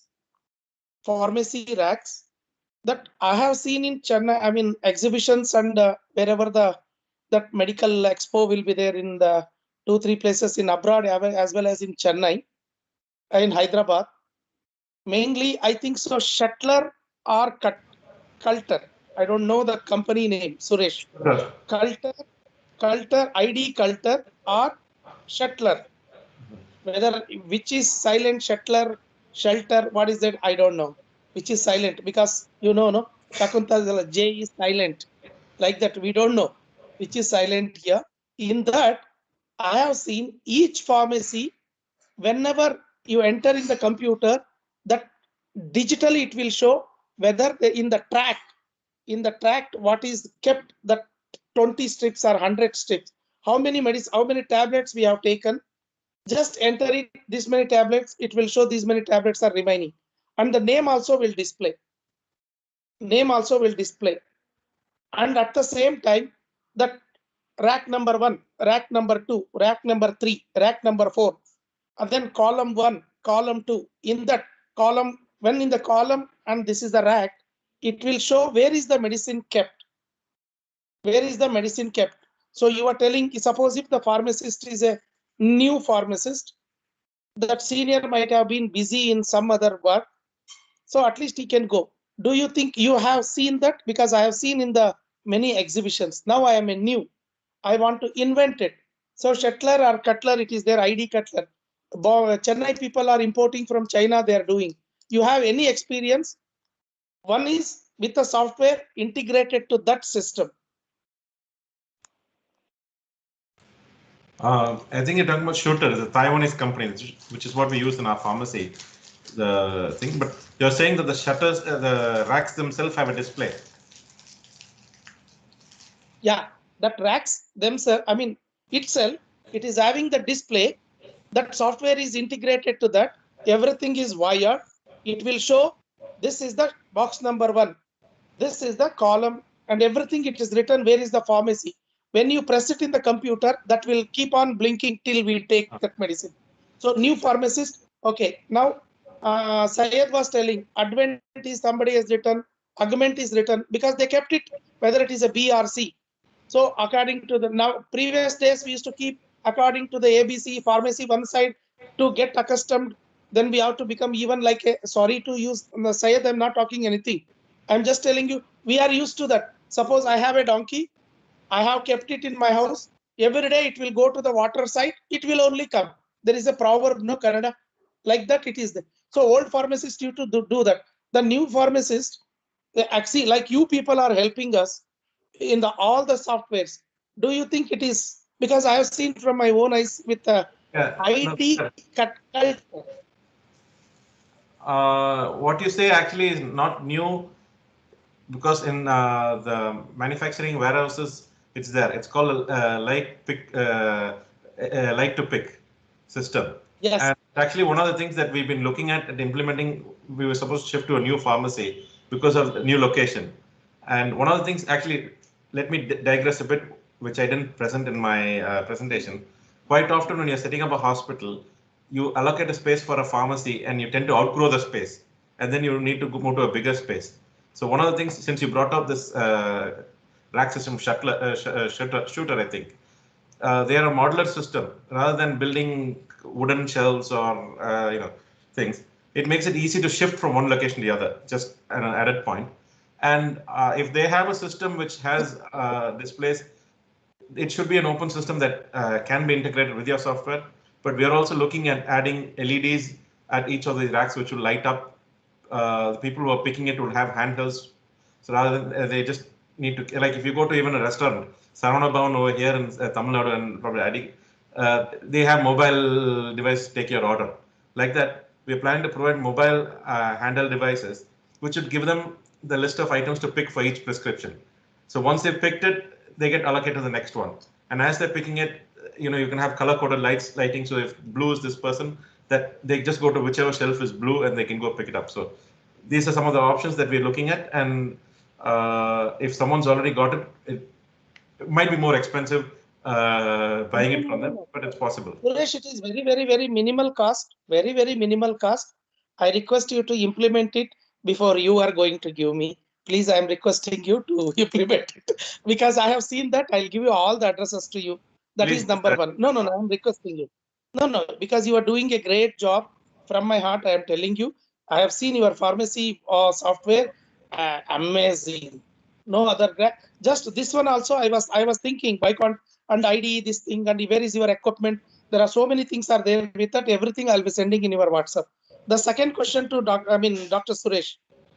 The main pharmacy, I know that according to the law, we should have 15 by 12 or 12 by 12 according to the law, minimum pharmacy required. Okay. After that, suppose if it is a 150 bedded hospital, you are telling in your first slide, Suresh, multiple pharmacies are better for the better catering. Yes, for that also inside the hospital ground, okay, we will follow 12 by 12 or 14 by 12 by 12. But inside the hospital, according to the floor, say suppose if the ward is there, we will catering for the ward, whatever the medicines. Suppose ICU is there, NICU, PICU, catering for the medicine, what we are there. For adult ICU, do you think that dimension is recommended there also or need not be?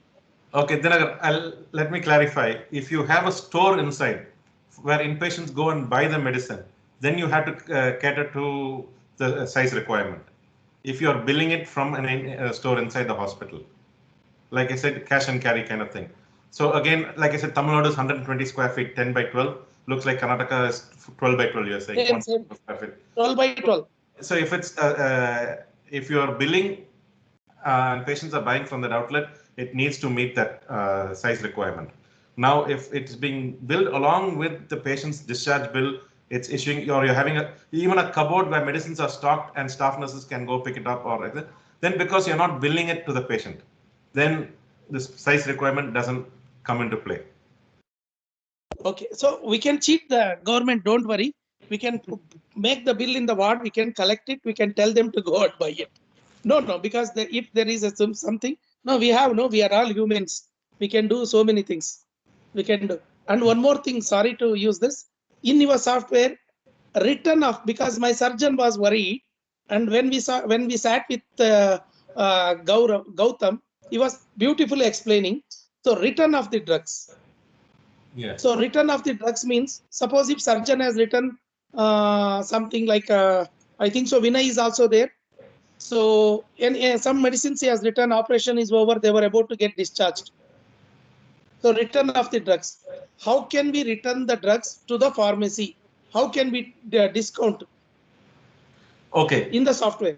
Yeah, I'll tell you, in the theater, what we follow is we don't ask them to pre-purchase. We actually use the medicines from the theater stock, and whatever was used is sent to them to be paid at the pharmacy as a bill.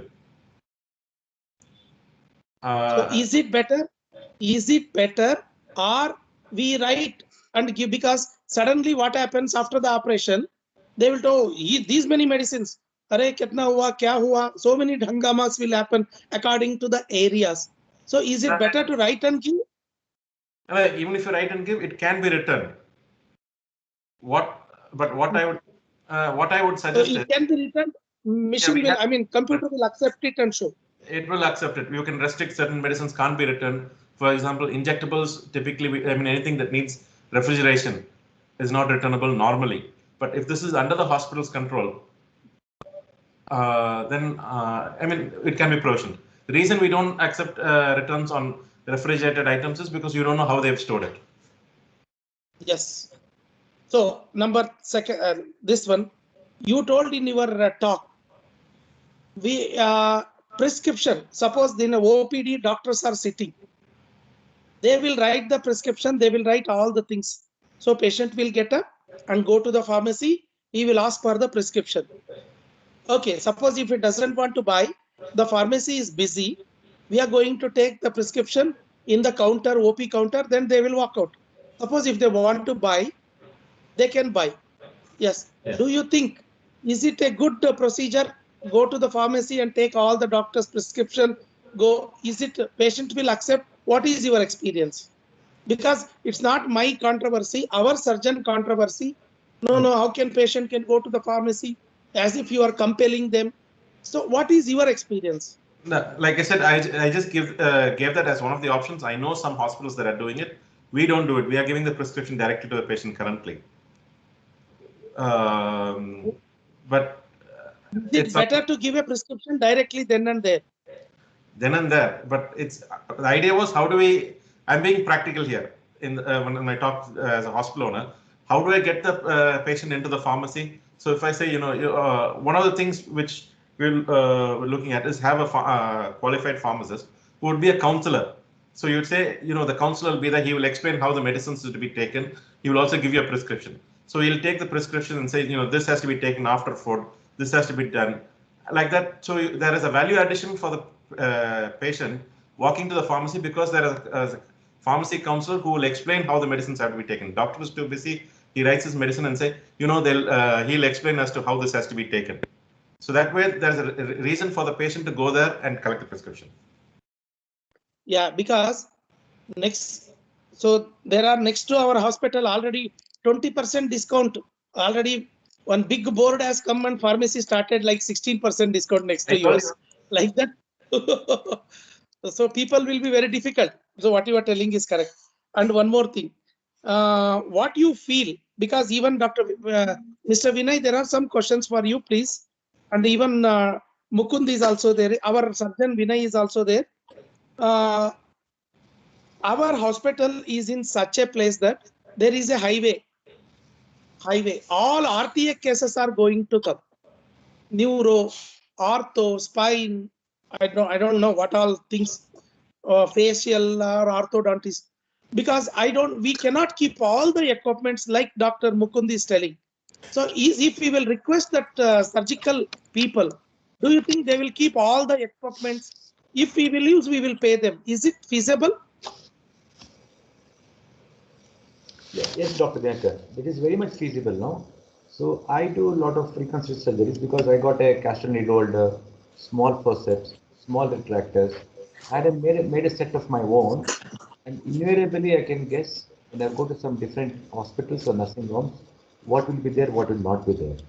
So majority of the times I carry my own instruments. It takes a personal set where I should not struggle during the course of the procedure, or just put a request to the OT staff where it is not available, then they can't make it available. Keeping a set is a very good way to move forward rather than totally entirely depending on the hospital to provide me everything. Suresh, what is your opinion? Regarding vendors keeping their equipment on the premises? Yes. I have not seen that, frankly.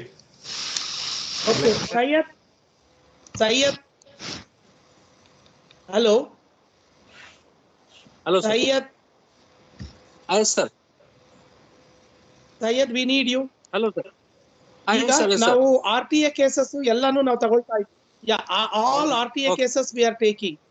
So neuro equipments or spine rod, I don't know what all orthopedic screw, net to bolt, everything they are using.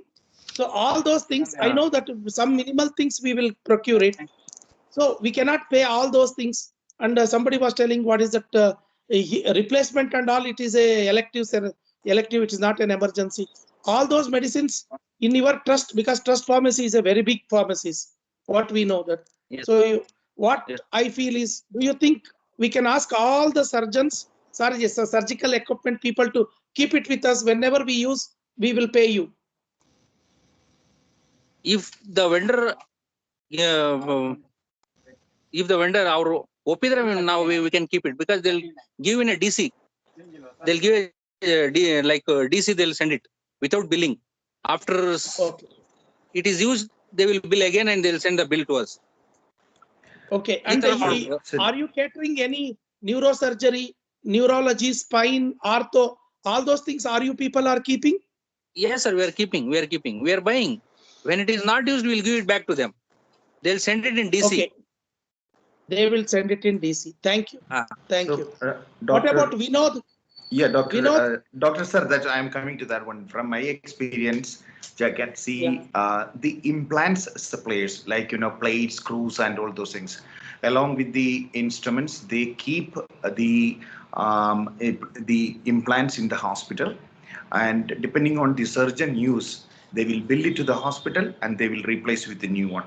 That's mainly which is happening, only the implants and the related instruments. Example, if you want a spine, they wanted to put plates and screws. There is a specialized instruments will use depending on the company.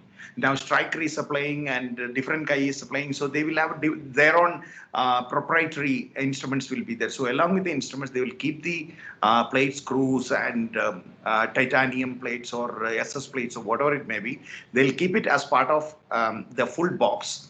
And depending on what the doctor is pick and choose from that one, end of the day or next day, they will replace, and whatever they picked, they will bill it. That's what is happening in most of the hospital across Bangalore as well as in other places. Okay. Thank you very much.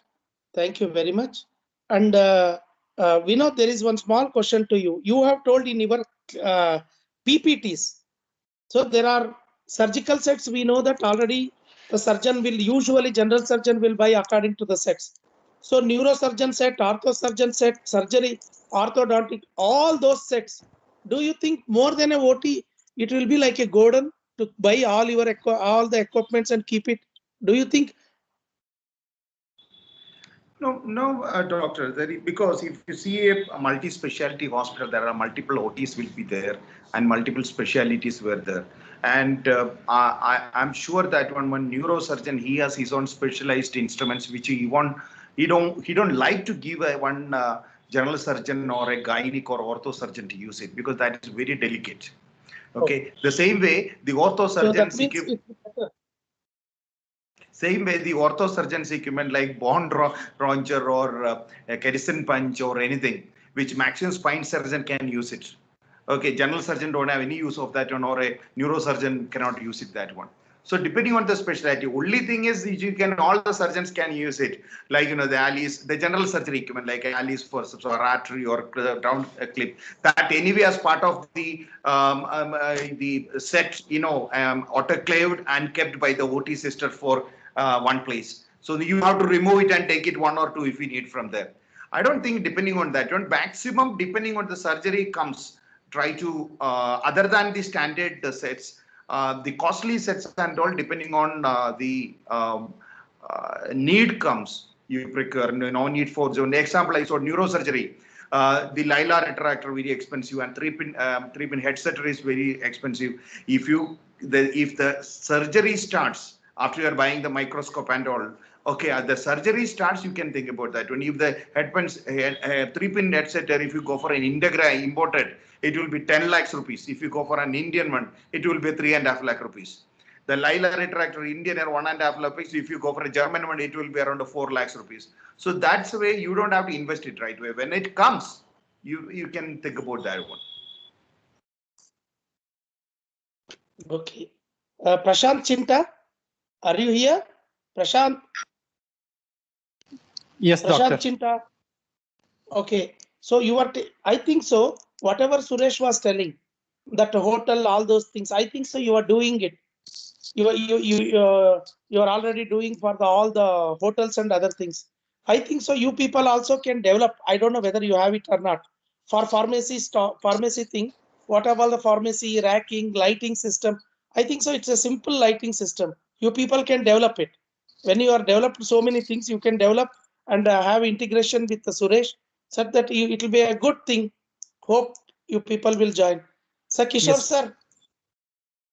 Okay, Prashant, tell me. If I may, there are two things that I would love to kind of get associated with Suresh to see if we could integrate the hardware and software to put together for such an application.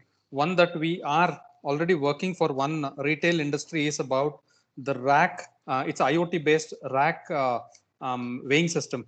Of course, this is more to do with the kind of today, if you know, Google have this free stores they call, where you just walk in, pick the things, and that's automatically built to you and you walk out. That's a kind of system that is there. So it does with the multiple methods, the cameras, the the racks that you kind of pick the item from, it will straight away deduct from their system and then bill it to you. So you should be a member to walk into these stores, and that's kind of one that they are looking at. Now coming to much application where you start looking at the inventory management, where you would already have, there is something called e-ink display, where this display can show what are the medicines out there and what is the quantity there. So as and when you start kind of removing it from your billing system, as and when you start billing these medicines, it will kind of start pinging. And it could also kind of change the color of this display to say like it is below the average stock. And it is a bit intelligent also with all this AI today coming in, which says like what is the rate at which it is kind of getting consumed. So should it be kind of flagging you at 60% lower the stock, or it would look at the time to replenish the stock and then it will kind of give you the indication. So there's something that as a software from Suresh and hardware in combination from us can always work on that. That's number one. Number two, what we have seen in large pharmacies, at least, there is a lot of waiting time when people get at the time of discharge. So we kind of give them what is called as wireless pager. So they can hold the pager and they need not kind of flock around that area of pharmacy, which would kind of make others to walk out. There could be someone who comes in there to buy a small quantity of medicine. He says, okay, I'll buy this later. In Kannada, they say, "Innond kade nodana, innond kade hogana." That would not happen, because when they see a lot of crowd at the pharmacy, a lot of people walk out. So to avoid that, we kind of give what is called as wireless pager. So this pager can be issued, and when the customers are sitting there, the place is quieter, and then it's kind of a bit pleasant also for the new ones to kind of walk in and give their prescription and then wait. So this pager would help them to organize the queues as well, sir. That is readily available with me. It's something like that using in the restaurant? Yes, Okay. exactly, Vinod.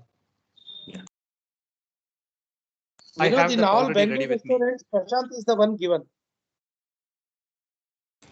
Thanks, Prashant. I'm sure we can create some nice things together.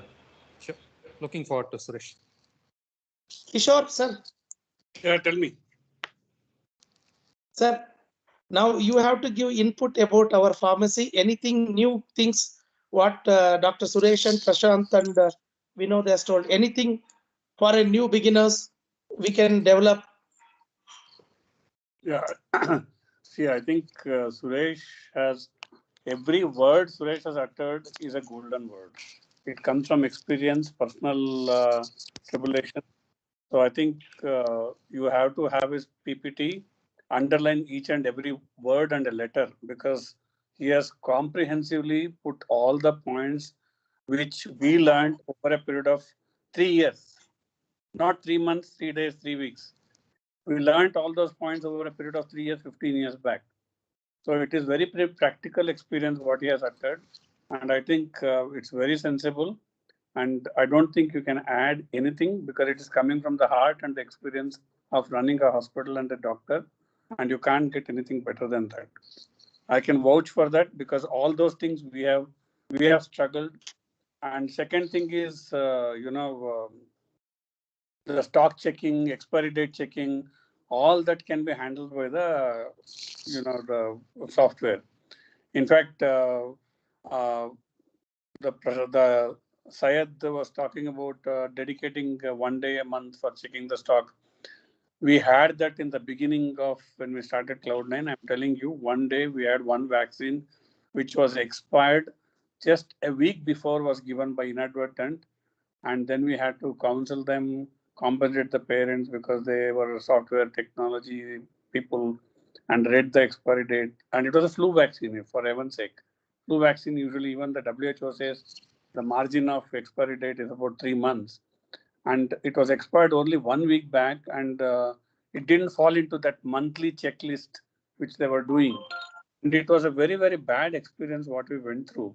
So nobody should go through such things. And doesn't matter how much good intention the pharmacists may have, manual checking is like going back to analog areas. You have a digital area, you have a barcode systems in place, and expiry date should be flashed 1 month before it expiry date happens. You can set up the alarms 1 month, 2 months, 3 months. So long expiry date drugs can be warned at 3 months before the expiry date. Short expiry ones can be alarmed at 1 month or 1 week, depending upon your stock and other things. So all these things can be avoided by just having a proper software. Suresh, just wanted to ask you a question. Is the software you are using in pharmacy, is it your indigenous or did you? It's own software because we have a sister concern where I run my own software company, and pharmacy is actually the first department even before we had a software company. Way back in, if I think it was like 88, 89, we did computerization, and then that was the first department to be comprehensively computerized, and this is like the fourth, fifth iteration of that experience. Brilliant. I wish I'd met you. I would have used your software.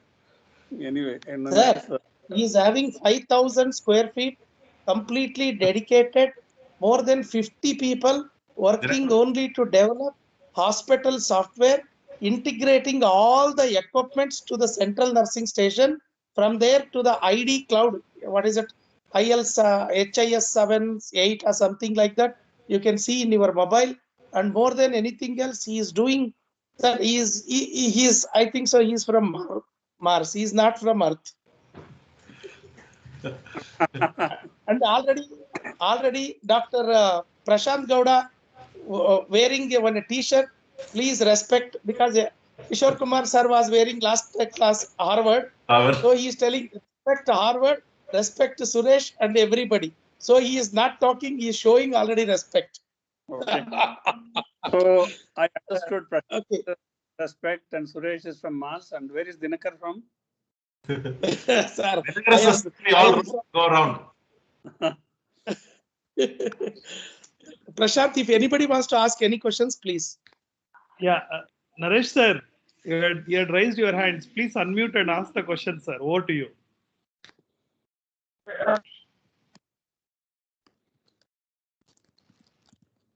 Naresh sir, you just turn off your video and then the voice will be very sir, clear. you are audible. Audible, sir, audible. Turn off the video and speak. Okay. Am I audible now? Yes, Hello? sir. Yes, sir. Go ahead, sir. Go ahead, sir. We can hear you. What are the medicines which are in daily use or in commonly which we use are very sensitive to the temperature, and how the temperatures are maintained in the pharmacy? That's a very simple thing, sir. You have technology advanced for fridge available now, with each shelf maintaining a different temperature. You just need to buy the fridges and temperature monitor inside the fridge. So that's all you need to do. How much rational it is to use the multi-dose vial in a multiple patients? Suppose you have to give meropenem 125 milligram to 4 patients, and if I open one 500 milligram vial and give it to the 4 patient, is it rational? No, legally, medico-ethically, you're not supposed to use one opened vial to some other patient. I mean, if it is being used, we are talking in the open forum. Certainly, it is not recommended, and is definitely not a ethical practice. It is not medico-legally sustainable either. Sir, how much cost effectively the solar power system in a small hospital setup? Use of solar power system in a small nursing homes, small hospitals. Yeah. How much cost effective it is? Solar power is a different subject. We are talking pharmacy here, but solar subject is a. The next class is there, sir. It's very. The cost has come down significantly in the last 15 years. When we started Cloud9 15 years ago, we had a solar power continuously laid on the roof of the hospital. Compared to that, the technology has improved and cost has come down. And in fact, if you use solar power properly, your electricity bills can be quite minimized.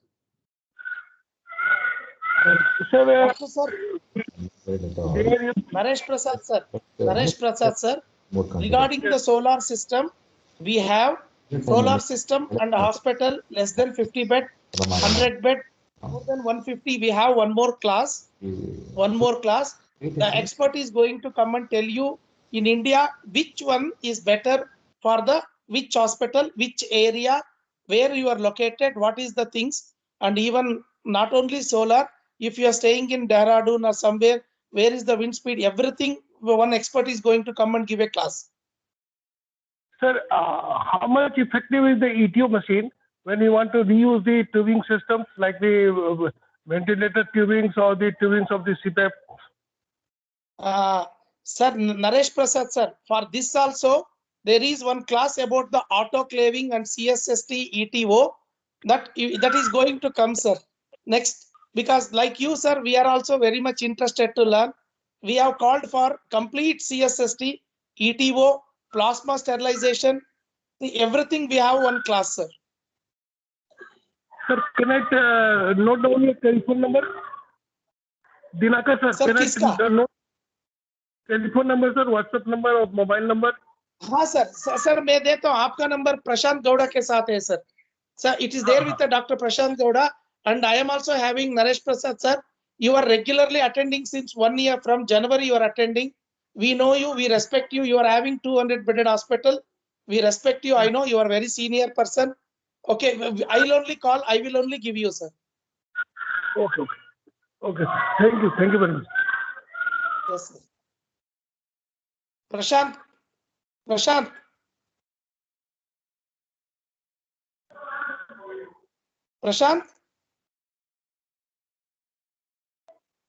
Hello. Can you hear me? Yeah, Prashant. Yes, sir. I think so. Yeah, I think so. Suresh, I think so. I'll be giving you all the things about the Cutler ID Cutler or the Shuttler, whatever it is there. I will send all the things to you. Please see that what is there, whether you can integrate all those things. And I think so you can develop in one day all those things, all are something like a simple digital wire. You can sit, if you sit for 1 hour, I think so you can do it yourself.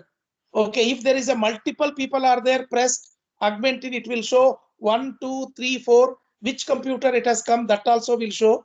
Suppose if there is a pharmacy is very big, augmentin is placed in the same thing. Okay, it will show computer number 1, computer number 3, computer number 4. It will only show from where it has come. Okay, so it won't switch on till that fellow, computer number 2 fellow will go and take it and go. Okay, he has to just press the button. Okay, all those things are there. Please see as soon as possible. And Suresh, I'm very happy you are there. You are there. Prashant, over to you, please.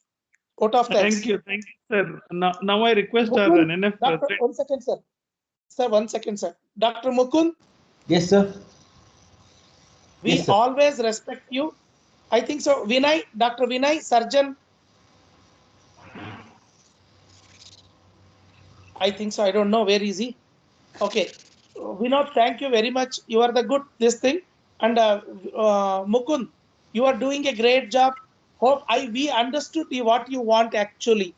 Yes, sir. And the zeal or the enthusiasm what you are having. Definitely in the remote place, whatever you need, we are going to provide you, dear friend. And we don't put any water to your zeal or the energy. We will provide you everything because it is the like what Dr. Kishore was telling. It is a peripheral case. Okay, it is a periphery. We get all the tracheoesophageal fistula, and you want to do esophageal pulling. And I know in whole India, you are the only one person doing the esophageal pull of more than you. Usually, they will tell if the esophagus or whatever trachea, if it is more than two vertebrae, you cannot. You are doing a great job, and you are having the very good vast experience in urology. We will give you everything, Dr. Mukund. No need to worry. Thank you for We your are kind. there with you in the periphery. See, And I am getting inspiration from Suresh after seeing his hospital. so From you, my heart, I am talking to him. Okay. And please, you tell your all colleagues, his software is amazing. Amazing. Okay. We are going to actually be missed in the laboratory talk. We should have called him because the laboratory software is amazing and he should have given that day. He should have been a moderator. Anyhow, we will call on the next talk. Prashant Gowda, keep it in the mind. Over to Prashant. Dr. Dinka, sir. Just a minute. Dr. Dinka, sir. Yes. 1.3 kg tough in Prashant, motherhood surgery, sir. The team, patient is doing well. We are very happy for that. I'm not hungry. Yeah, he has Kishore Kumar, operated. sir. Kadlekai nanage. Sir, he has operated in motherhood, sir.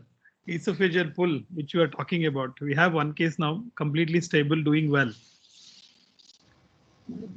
Yes, very good. No, Mukund is a great man. Pediatric surgeon is an excellent. We know him. Okay, over to Prashant. Yeah. Of so now I request our NNF president, Kotreshi, sir. Are you there, sir? Yeah, hello, I'm there. Yeah. Yes, only sir. camera is now working. Okay. Yes, sir. Yes, sir. Few words from you, sir. Yeah, I am proud to be a president of Karnataka under leadership of Dinakar and Prashant Gowda. Especially thanks for Kishore Kumar, who is joining much more importance of pharmaceutical companies software things. He was telling the simple vaccination expiry date. See, day to day we face a lot of things to be there, and we convince people very much easily when the things are all right. Only counseling part is very much important. And apart from this instrumentation, we need a ethics people who can work at the pharmacy because it is the natural resource of the hospital income.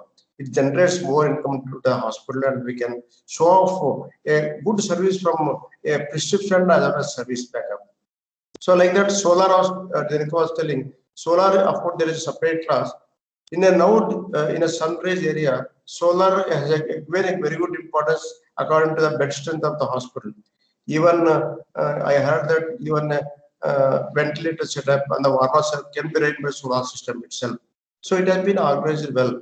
Of course, Karnataka NNF Society has been a very good job. They are serious for the last 1 year, and wonderful things are going on. I'm very thankful for the faculties and the participants for this opportunity they are given us to say some few words. Thanks to all the delegates and as well as faculties, especially the Vishwanthan and Dr. Kishore Kumar. Thank you, sir. Thank you for Thank your you, sir. experience words. Thank you, sir. Thank you, sir. So, Yes, sir. on behalf of NNF Karnataka, again, thank you very much, Dr. Suresh, Dr. Vinod, Prashant Shinta, Kishore Kumar, sir. Anyway, you have all been great contributors for this webinar series. I'm sure all this session is going to help and make a huge impact in the coming days for all the new entrepreneurs, doctors who wants to become, or other investors. Thank you very much. On behalf of NNF Karnataka, have a great evening. Bye, bye, bye, bye, bye. Thank you.